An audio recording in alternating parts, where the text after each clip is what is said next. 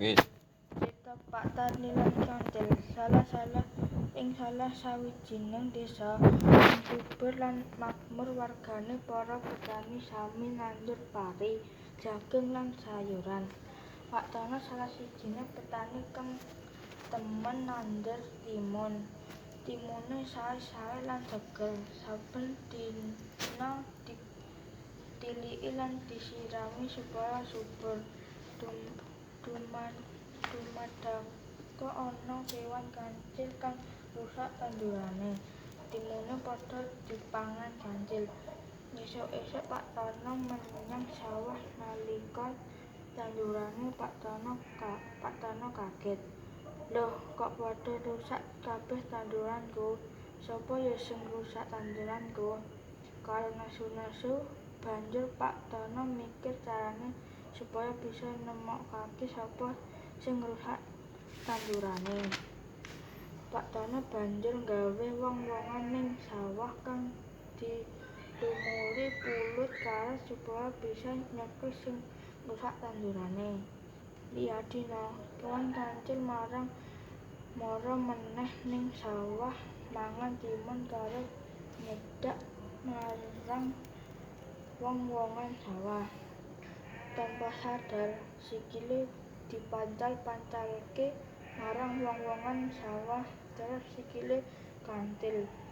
Waduh, sikilku kanthil, piye iki? Ora bisa ucul kang wong-wongan iki. Kancil ora sadar Pak Tana teka. Loh, kowe ta sing ngrusak tanduranku? Kancil terus wedi. Ae tak gawa mulih ning omahku. Ampun Pak, ampun.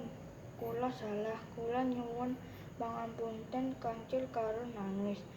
Oh, yen ngono tak ngapurani, Cil.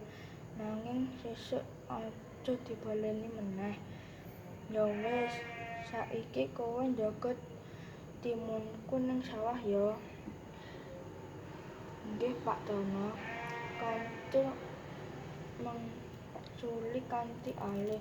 Pak Tana lan Kancil wiwit dina iku kerja bareng ngurmati tanduran timun ning sawah.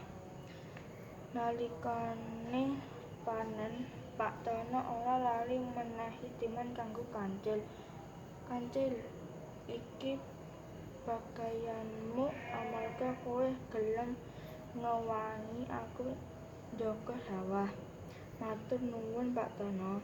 Iya, sesuk-sesuk aku ewangi meneh ya.